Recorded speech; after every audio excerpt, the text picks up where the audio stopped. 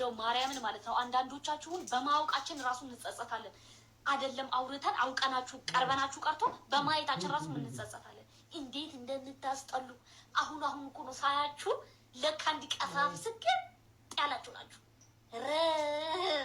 ምን ሆኜ ነው በማርያም ምን ዶሮ ጥቁር ዶሮ ረግጬ ነው በግራ እግሬ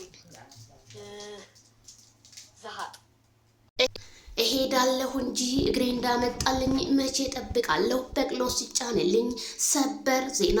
ሰላም ጤና ይስጥልኝ ክብራንና ክብራን አድማጭ ተመልካቾቼ በያላችሁበት የዓለም ዳርቻ ሰላማችሁ ይብዛ። ላይክ፣ ሸር፣ ሰብስክራይብ በማድረግ አዳዲስ መረጃዎችን ከዚህ ሾው ትሰማላችሁ ማለት ነው። ታዲያ ሩታ ሀብቴ ሌሊቱን ማነጋገሪያ ሆና አደረች።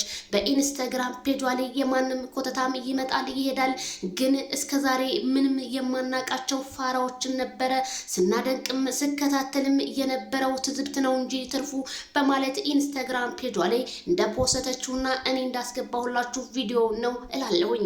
ታዲያ ብዙ ጊዜያቶች ነበሩን ያለቀስንባቸው፣ ተስፋ የቆረጥንባቸው የማይታለፉ የሚያሰሉትን ጊዜያቶችን ዛሬ ላይ ግን አልፈን ፈጣሪ ይመስገን ብላለች ማለት ነው። ሩታ በሌሊቱ ምን ገጠማት? እንቅልፏን ሳተኛ እነዚህን ስታቀነቅን ማደሯ ግን በጣም ገራሚ ነው እላለሁ።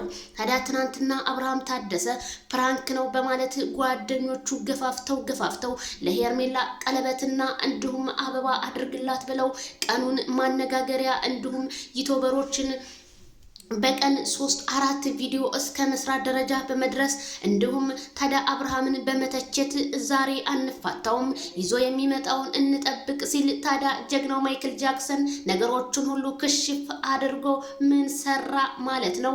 ማታ ላይ የውሸት ፕራንክ እንደሆነ ቢያስተላልፍም ግን ያንን እነ ትክክል ባለማመናቸው ሩታን እየደወሉ ሩታዬ ይሄ ልጅ አይሆንሽም፣ በእኛ እምነት የሚፈቅደውን ነገር አይደለም እያደረገ ያለው ሲሉ ቢሆንም ግን አብርሃም ታደሰ እንደሚታወቀው ከዛሬ 9 ወራት በፊትም ዱባይ ከተማ ላይ ተገኝቶ እንዲሁም ሰርጉን አክብሯል። በዛም ላይ ግን ቲክታከር ታዋቂዎች በሙሉ አብርሃምን ኢንተርቪው ቢያደርጉትም እኔ ቲክቶክም ሶሻል ሚዲያም ከዘር ነጣ ከሃይማኖት ነፃ ነው፣ ስለዚህ የፈለኩትን ማድረግ እችላለሁ ብሎ ጀግናው ማይክል ጃክሰን በጣሷቸው መውጣቱ ታውቋል። ስለዚህ አሁን ላይ ይሄ መጠየቅም መናገርም ለምን አስፈለገ?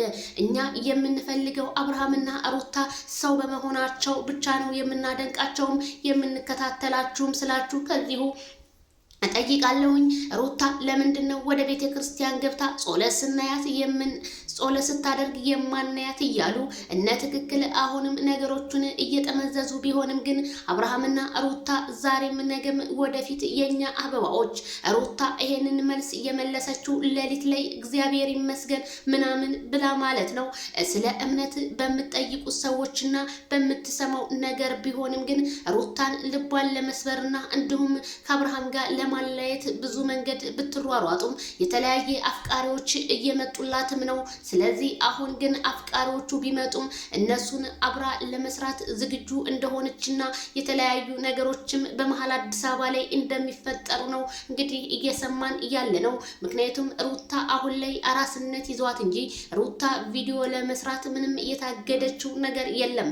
ሁሉም ነገር በእጇ፣ ሁሉም ነገር በደጇ ነው እላቸዋለሁኝ። ታዲያ አሁንም አብርሃም ታደሰ እኔ ያልኩትኝ እስኪ አንድ ቪዲዮ ተልኮልኛል፣ እኔ ምን እንደሆነ አላዳመኩትም፣ አዳምጬ እመልስልሃለሁኝ ማለት ነው።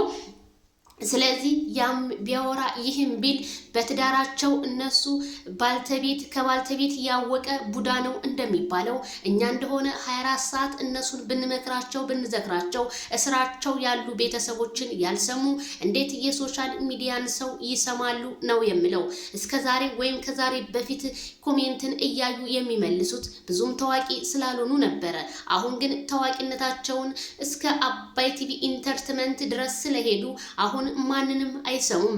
ስለዚህ አብርሃም ተይቀደም መልስ መልሷል። የፈለግነውን ኢግኖር እያደረግን የፈለግነውን ተቀባይነት ያለውን ደግሞ እየሰራን ነው የምንንቀሳቀሰው፣ የሚያዋጣንን እኛ እናቃለን ብሏል። አዎ አስረግጬ እነግራችኋለሁኝ አብርሃም በራሱ ኮንፊደንስ የሚተማመን ሰው እንጂ በተለያዩ ሰዎችን እየሰማ ወይም ጾለት እናድርግልህ እያሉ እየደወሉ ለሚያስቸግሩ ሰዎች እነሱንም ኢግኖር ማረጉ ተሰምቷል። ስለዚህ አብርሃም ታደሰ ራሱ ጸሎት የሚያደርግ እንጂ ሰው ጸሎት የሚያደርግለት ሰው እንዳልሆነ አስረግጬ እነግራችኋለሁ። መቼም ተመርቋል። የተመረቀን ሰው መቼም እንደገና መጣል አይቻልም። ምክንያቱም ከፈጣሪ የተሰጠው ምርቃት ነው።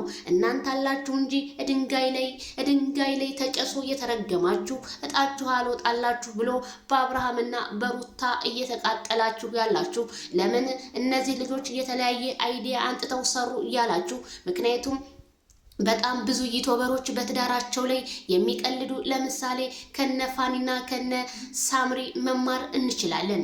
እነሱ አሁን እውነት ተጣልተው አይደለም፣ የሶስት ልጆች አባትና እናት ናቸው። ግን እየሰሩ ያሉት ለማደግ ለመለወጥ ልጆቻቸውን ለመቀየር ለማስተማር ቢሆንም ግን ትዳርን ክብርን ዝቅ የሚያደርግና የህዝቡን ስነ ልቦና የሚጎዳ ቢሆንም ግን እነሱ እንግዲህ ያዋጣናል ካሉ ምን ማድረግ ይቻላል በሚባለው ህዝቡን ፈርቶ የአብርሃምና የሩታ ትዳር እንደ ፋኒና እንደ ሳምሪ እንዳይሆን በማለት መቼም ይሄ ምስኪን ህዝብ ባየው ልክ ስለሆነ የሚፈርደው አሁንም እነ ትክክል ይሄን ነገር በፍጹም አይምሯቸው አላስገቡትም። አብርሃምና ሩታ እንደሚለያዩ ነው ብለው ነው የሚወስኑት።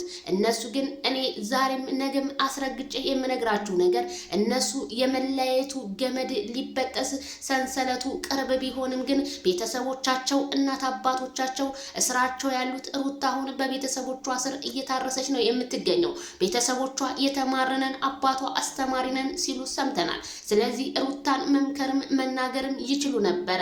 እዛው ቁጭ ብላ ፊት ለፊታቸው ቪዲዮ እየፖስተች ግቢያቸው እየተጨቃጨቀች ከተለያዩ ዩቲዩበሮች ጋር እየፖስተች ቤተሰቦቿ ይናገሩ ነበር። ይሄ ነገር ለኔም ግራ ገብቶኛል።